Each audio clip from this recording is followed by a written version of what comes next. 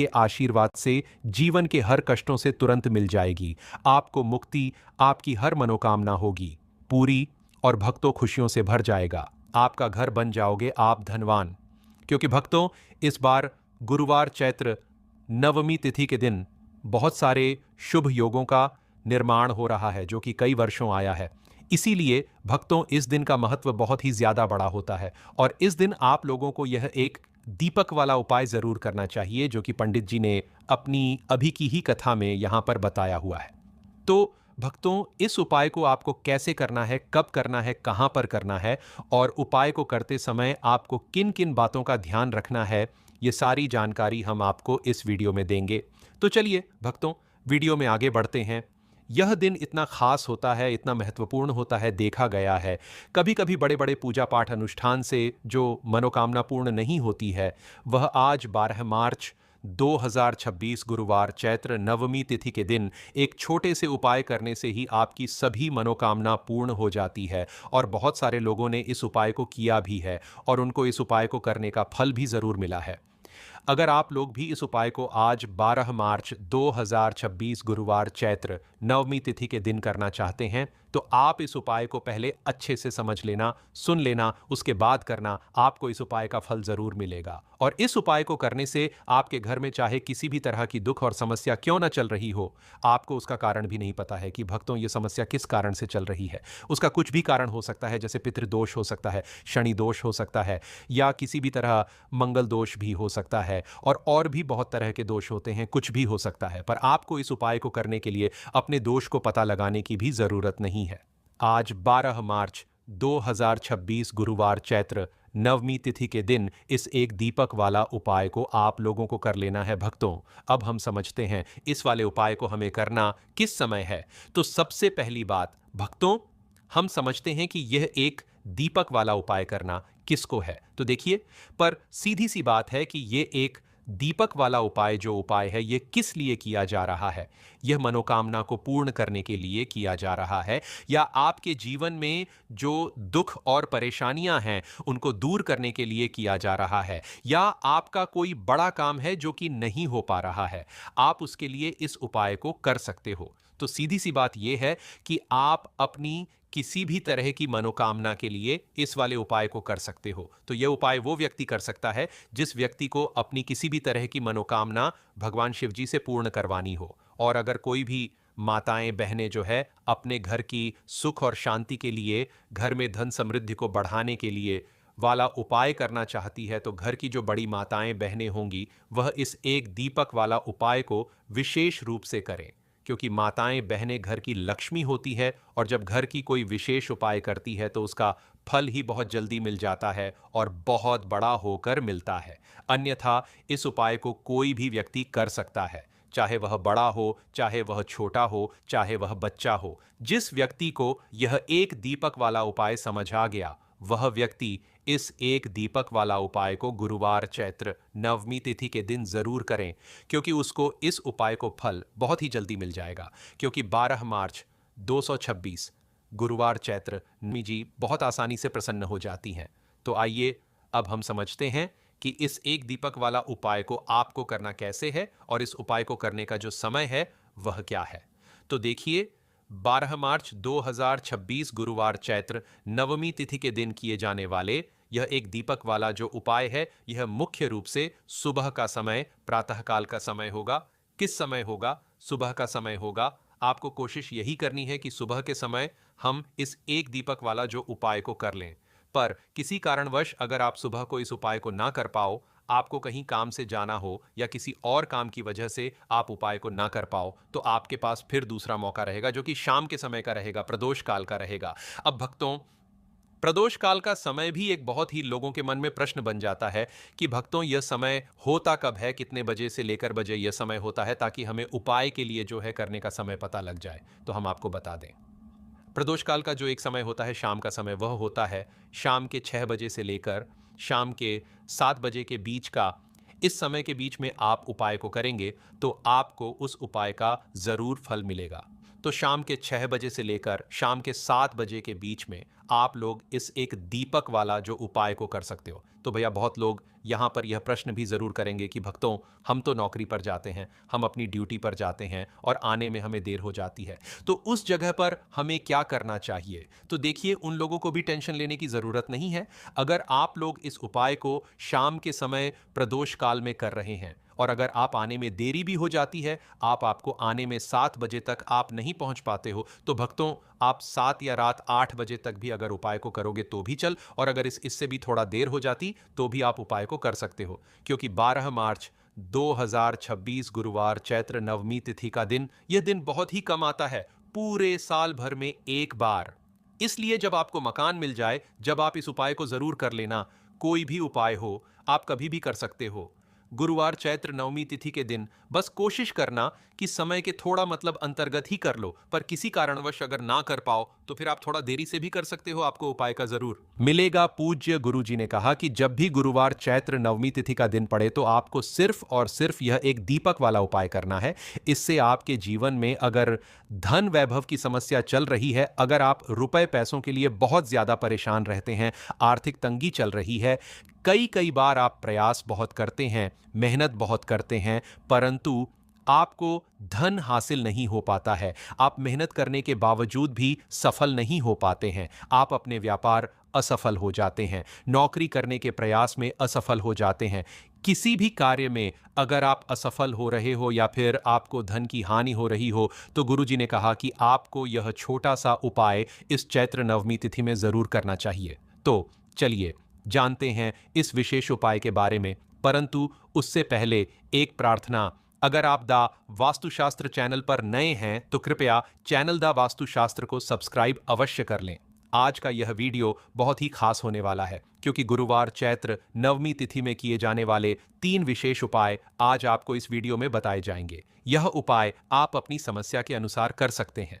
इन उपायों में आपको धन हासिली के उपाय बताए जाएंगे, आपकी मनोकामना पूर्ति के उपाय बताए जाएंगे, जीवन में किसी भी तरह के संकट चल रहे हैं, समस्याएं चल रही हैं, तो उनको दूर करने के उपाय बताए जाएंगे। चलिए हैं पूज्य गुरुजी द्वारा बताए गए सबसे पहले उपाय के बारे में। इस उपाय के लिए आपको सबसे पहले जरूरत पड़ेगी 1 दीपक और 2 लौंग की। अब यह 1 दीपक और 2 लौंग आज गुरुवार चैत्र नवमी तिथि की रात घर में इस जगह पर जला देगी। बड़े से बड़ा शत्रु भी घुटने टेक देगा और आप 1 महीने के अंदर अंदर करोड़पति बन जाओगे। क्योंकि भक्तों, आज की वीडियो बहुत ही खास है, विशेषकर उन लोगों के लिए जो अपने शत्रुओं से बहुत ज्यादा परेशान रहते हैं, या फिर जिनको बहुत ज्यादा लगती है, जिनके घर में नजरदोस्त बहुत है, जिनके शत्रु उनके पीछे पड़े हुए हैं। शत्रुओं ने इतना परेशान कर दिया है कि घर में धन की बर्बादी लगी हुई है, घर में पैसे को लेकर बहुत परेशानियां हैं, घर में आए दिन कुछ ना कुछ हो रहा है। अब देखिए, शत्रु जब किसी व्यक्ति के उसे परेशान करते हैं तो व्यक्ति अपने जीवन में बहुत ज्यादा दुखी रहता है। हमारे जीवन में 2 तरह के शत्रु होते हैं। एक व्यक्ति वह जो सामने से हम पर वार करता है और हमें पता होता कि यह व्यक्ति हमारा शत्रु है, और एक होते हैं गुप्त शत्रु। गुप्त शत्रु बहुत खतरनाक होते हैं, क्योंकि ये कुछ ना कुछ ऐसा करते हैं जिससे कि जीवन में कष्ट, दुख, तकलीफें जो है ये बहुत बढ़ जाती हैं। अब आपको बता दें कि कपूर जो होता है, यह ना सिर्फ आपके शत्रुओं से आपको छुटकारा दिलाता है, धन से जुड़ी समस्याओं को भी आपके जीवन से दूर करने का काम करता है। अगर आपके घर में कोई भी नेगेटिव एनर्जी है, कोई नकारात्मक ऊर्जा है, कोई नजर दोष है, कोई बड़ी बुरी शक्ति है, कुछ भी ऐसा आपके घर में है, उसे कपूर तुरंत दूर करता है। क्योंकि जो कपूर होता है, इसके अंदर सकारात्मक ऊर्जा बहुत ज्यादा होती है। और जय ऐसे ही कपूर आप अपने घर में जलाते हैं, ऐसा समझ लीजिए कि जितनी भी नजर दोष है, बुरी शक्तियां हैं, वह घर से दूर हो जाती हैं, और आपके दुश्मन जो होते हैं उनके पसीने छूटने लगते हैं। मतलब आपके शत्रु चाहे कितने भी ताकतवर क्यों ना हो, चाहे कितनी भी कोशिश कर लें कि आपको नुकसान पहुंचाना है, आपके साथ कुछ बुरा करना है, उनकी सारी बेकार हो जाती है जब आप कपूर अपने घर में जलाते हैं। देखिए, कपूर कोई साधारण चीज नहीं होती है। जितना छोटा यह कपूर होता है, इसके लाभ और इसके चमत्कार उतने ही ज्यादा बड़े होते हैं। आपको बता दें कि जो कपूर होता है, यह आपकी एक समस्या को दूर नहीं करता है। आपके जीवन में जितने भी दुख हैं, कष्ट हैं, चाहे तो वह पैसे को लेकर है, चाहे बीमारियों को लेकर है, किसी ने कुछ करा दिया है, घर में कोई बुरी शक्ति है, ऐसा समझ लीजिए। हर समस्या का आपको कपूर से मिल जाता है, कपूर के उपाय से मिल जाता है। इसी के साथ आपको मखाना या फूल मखाना, मखाना की खीर, भुना हुआ मखाना, आलू मखाना खा सकते हैं। सभी तरह के ड्राई फ्रूट्स, सभी तरह के फल, दूध से बनी सामग्र, इमली, कोकम। यदि आप नवरात्रि का उपवास रख रहे हैं तो ब्रह्मचर्य व्रत का पालन करें। इन 9 दिनों में झूठ नहीं बोलना चाहिए और क्रोध नहीं करना चाहिए। इन 9 दिनों में किसी भी प्रकार से किसी महिला या कन्या का अपमान न करें। इन 9 दिनों में यदि आप उपवास नहीं भी कर रहे हैं तो भी आपको गुटखा, पान, मद्यपान, मांस भक्षण और मसालेदार भोजन नहीं करना चाहिए। व्रत में बार बार जल पीने से भी बचना चाहिए। अधिकतर लोग 2 समय खूब फरियाली खाकर उपवास करते हैं। ऐसा करने से व्रत का फल नहीं मिलता है। उपवास को उपवास के तरीके से ही करना चाहिए। नवरात्रि के दौरान रसोपवास, फलोपवास, दुग्धोपवास, लघु उपवास, अधोपवास और पूर्णोपवास किया जाता है। जिसकी जैसी क्षमता होती है वह वैसा उपवास करता है। व्रत में यात्रा, सहवास, वार्ता, भोजन, गाली बकना आदि त्याग कर नियम पूर्वक व्रत रखना चाहिए तो ही उसका फल मिलता है। परंतु कई लोग ऐसा नहीं करते हैं। अशौच अवस्था में व्रत नहीं करना चाहिए। जिसकी शारीरिक स्थिति ठीक न हो, व्रत करने से उत्तेजना बढ़े और व्रत रखने पर व्रत भंग होने की संभावना हो, उसे व्रत नहीं करना चाहिए। रजस्वरा स्त्री को भी व्रत नहीं रखना चाहिए। यदि कहीं पर जरूरी यात्रा करनी हो तब भी व्रत रखना जरूरी नहीं है। युद्ध के जैसी स्थिति में भी व्रत त्याज्य है। माता जी का व्रत रखकर शास्त्र सम्मत विधिवत पूजा अर्चना करना चाहिए। माता बहनों, वीडियो को लाइक जरूर कर दे और महायोग टीवी चैनल को सब्सक्राइब ना किया हो तो जरूर कर दे। व्रत को बीच में ही तोड़ना नहीं चाहिए। यदि कोई गंभीर बात हो तो ही माता से क्षमा मांगकर ही व्रत तोड़ा जा सकता है। अधोपवास अर्थात यदि एक समय भोजन करने का व्रत ले रखा है तो यह भी जानना जरूरी है कि भोजन में क्या खान और क्या नहीं खाना चाहिए। जैसे नवमी के दिन लौकी नहीं खाते हैं, सप्तमी, अष्टमी या नवमी के दिन व्रत का पारण कर रहे हैं तो व्रत का उद्यापन जरूर करें और 9 कन्याओं को भोजन कराकर उन्हें दक्षिणा देना चाहिए। तभी व्रत का फल मिलता है, जो आपको रोज सुबह नवरात्रि के दौरान करने चाहिए। मित्रों, आगे बढ़ने से पहले आप सभी से हाथ जोड़कर निवेदन है कि महायुद्ध टीवी चैनल की इस वीडियो को आप लाइक जरूर कर दें और हर एक उसे माता बहन का जरूर शेयर करें, यानी कि जिसके जीवन में दुख समस्या खत्म होने का नाम नहीं रहे हैं। व्यक्ति को यह वीडियो की जरूरत है जिससे कि हर कोई इस वीडियो से लाभ ही लाभ उठा सके और वीडियो को लाइक और शेयर जरूर करें। साथ ही साथ कमेंट के नीचे जय मां दुर्गा जरूर लिखें। मां दुर्गा के दरबार के अंदर आपकी हाजिरी लग जाए। आप बात करते हैं आपको कौन से उपाय करने चाहिए। दोस्तों, नवरात्रि का दौरान पिता का दिन होता है, अच्छा पवित्रता का दिन होता है। माताएं बहनों, महायोग टीवी चैनल आपको कभी कोई गलत जानकारी नहीं देगा, इसलिए आप सच्ची हृदय से वीडियो को लाइक जरूर करें और ज्यादा से ज्यादा शेयर करें, जिससे कि माता दुर्गा की यह वीडियो भारत की हर कोने में पहुंच सके।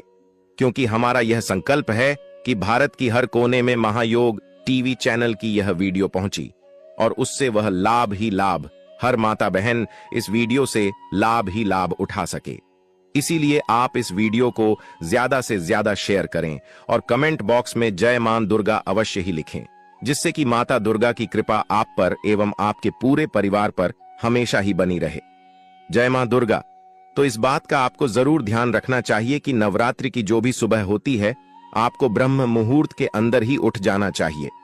नवरात्रि को देर तक आपको नहीं सोना चाहिए, क्योंकि साक्षात मां दुर्गा सुबह धरती भ्रमण के लिए निकलती है और जिस घर के अंदर एक्टिव एनर्जी होती है वहां पर अपने आप ही मां दुर्गा प्रवेश कर जाती है और अपने कामों के अंदर लग जाए। आप नवरात्रि के दौरान इस बात का जरूर ध्यान रखें कि नवरात्रि के दौरान इन 9 दिनों के अंदर सुबह भगवान सूर्य देव को जल अर्पित जरूर करें। और नवरात्रि के दौरान दोस्तों, अगर आप सूर्य देव को जल अर्पित करते हैं तो उसके अंदर लाल चीज जरूर डालें, ताकि मां दुर्गा का आपके संपूर्ण आशीर्वाद प्राप्त होगी। या पूजा पाठ से जुड़ी किसी भी तरह की कोई लाल एक चिमटी चीज आप डालकर भगवान सूर्य देव को अर्घ दे। सुबह के समय दोस्तों, आपकी कुंडली के अंदर सूर्य देव कितने मजबूत होंगे कि समझ लीजिए कि आपके जीवन के अंदर खुशियों की झोली भर जाती है। और नवरात्रि के दौरान यह उपाय बलवती हो जाता था। दुगना प्रभाव आपको देखने को मिलता है। शक्ति के दौरान रखें, छोटे छोटे उपाय हैं। आज हम आपको इस सीरीज के अंदर छोटे छोटे उपाय बताएंगे।